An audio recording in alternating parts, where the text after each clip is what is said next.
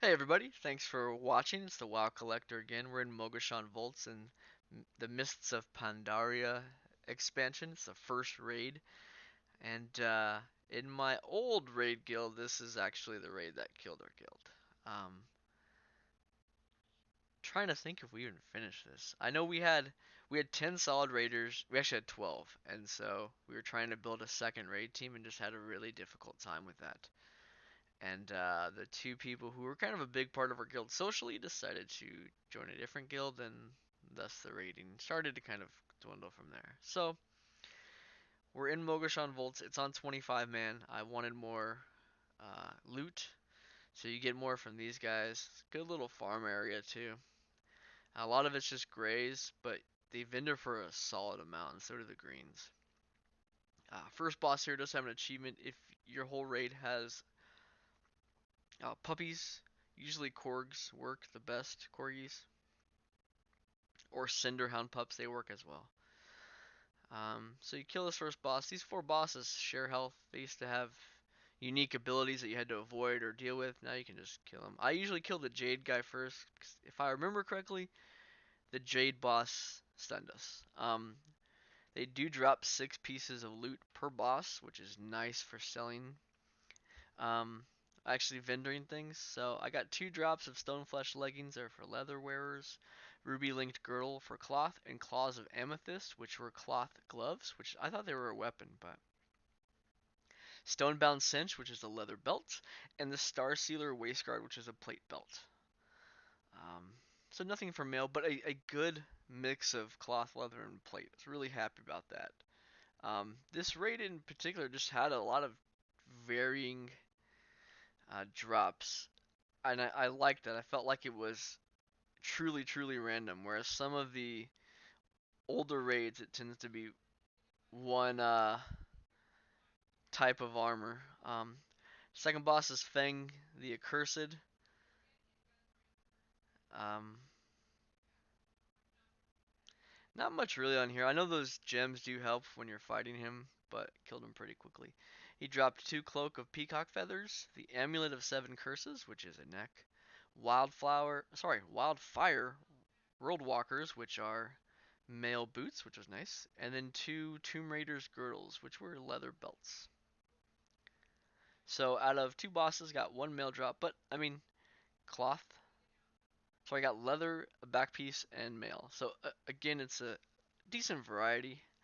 The third boss is Gara'jal, the Spiritbinder. He does have an achievement where you have to go to the spirit realm. I'm not sure how I can do that because I think if you're solo and one goes in the spirit realm and no one's out there actually fighting the boss, if I remember correctly, uh, it wipes or it resets. I'm trying to remember. Um, so I'm just kind of reviewing some things on my account. Let's close it out. I should have loaded. So we're just killing the trash here. Decent drops as well. And there's a solid amount of trash in this raid. I was very happy about that. So just kind of avoiding the streaking fire. And this does happen in a couple of dungeons as well, where these grenade things on the ground um, produce fire, or I think it's fire both times actually, in a very specific direction. So we're waiting for the boss to finally land. I'm wondering why my thumbnails for my videos aren't updating in my main screen.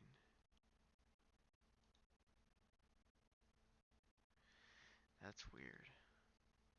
Alright, so I just watched my YouTube channel, and a lot of my videos I did update the thumbnails for to show which class is actually killing, but it's not uploading to my playlist. I'll have to redo it, I think.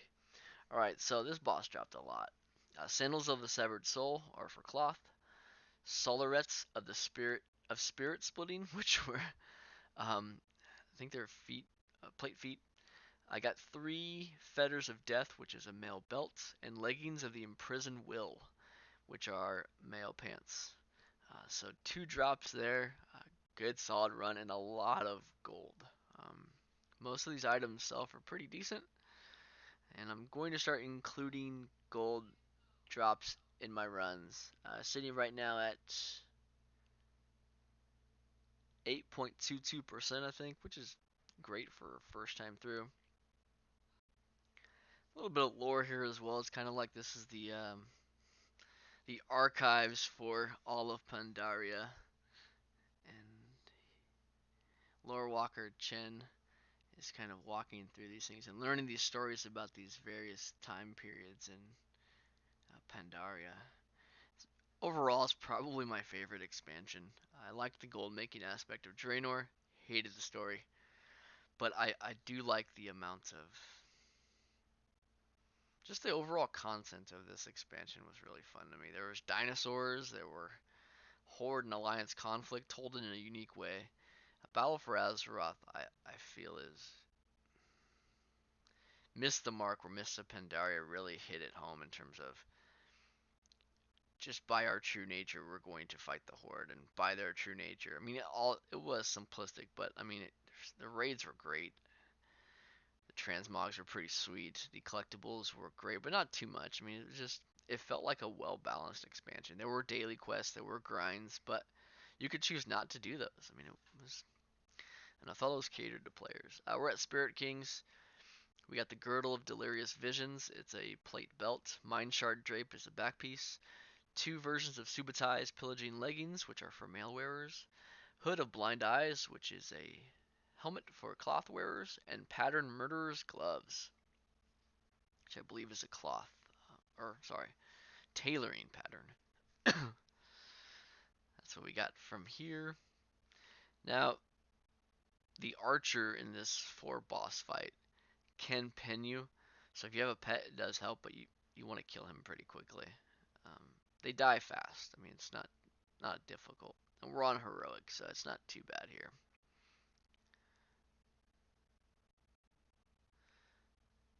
And I don't know what I was doing. I think I was pretty excited I got something.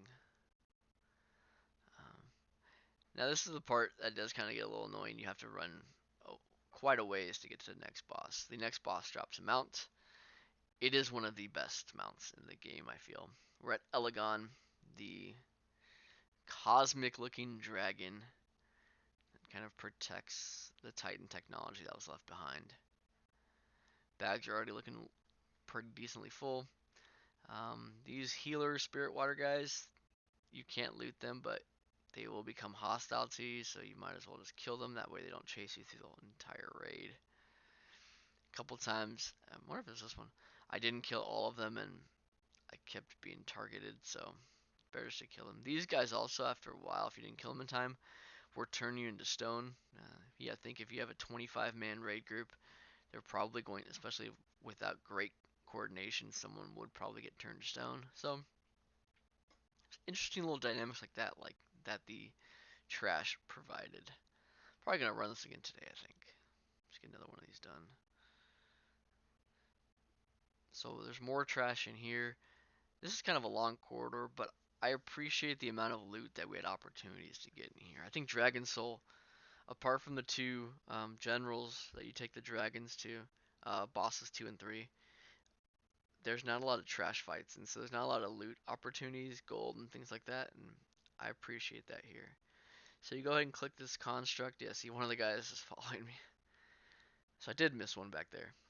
Click this construct. Lore Walker Chen will come.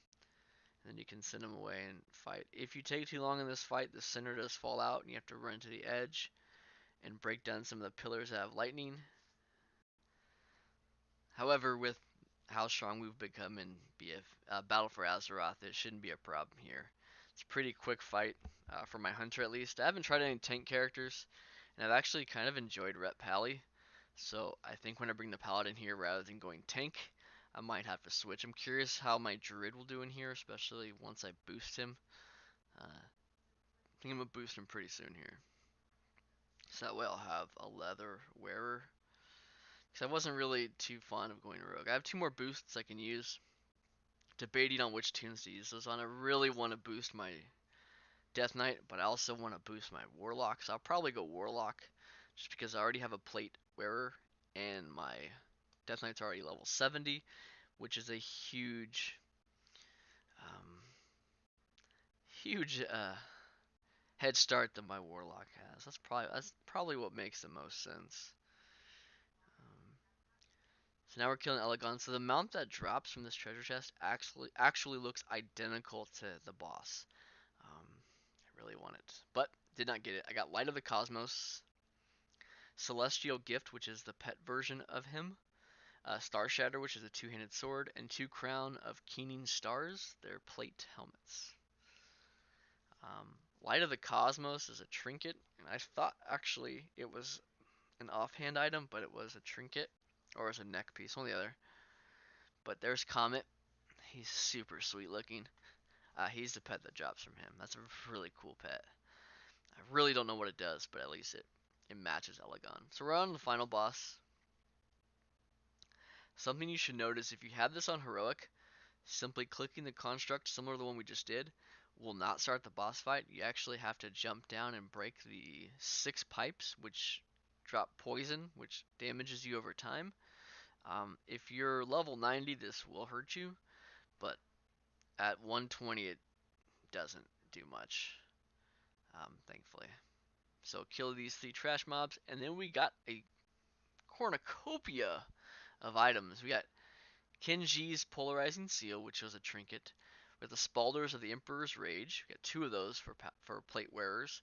We got Feng Kung, Spark of the Titans, which was a bow. And the Worldwalker Cabochon, which was just a trinket. And then Dreadeye Gaze, which is a male helmet. So I got 2 things for my hunter here, which was really nice. So we're killing these 6 pipes, destroying those, which will then kind of start the boss fight. Lower Walker Chen runs away. Sorry, Lower Walker Cho. I can't believe we call him Lower Walker Chen. Lower Walker Cho does take off, closes the door behind us, and then we're going to kill these constructs. So the neat part about this raid and the lore behind this raid is that this is a Titan construct facility. So basically they took Earth and shaped it into the Mogu who would fight us. And this is the actual center where it did that at. Really cool idea behind it. I wish they would have explored the lore a little bit more here. Just how they actually did that and how the Titans constructed this place to, But I guess that's for another day. So all you do is you kill the trash here, then eventually the 2 bosses come. They share health as well, so just focus on one. Just if you can group them up, it's great. You can AoE them, which doubles the damage because you're attacking both at the same time. But all in all, in the heroic version, you have also these sparks you have to kill as well, or run into, as I did. In the normal version, there's no sparks. These guys I sent my pet to fight. I really couldn't get behind them, but I mean, it takes 1 shot to kill these guys, so literally, you can pass this shield and kill them. I remember tanking this place on LFR when this was out, and we got to this part fine, and 5 people decided to boot me. I don't know why. It sucked though. I couldn't get much gear. So here we are, the boss fight. Just go after 1. Then at some point they'll start bouncing you in between them. Once again, they've got a bow from here and a male head. Again, thank everybody for subscribing and watching the channel. We ended at 13.29%. Thanks for watching. Happy collecting and keep on fighting the good fight. Thanks all.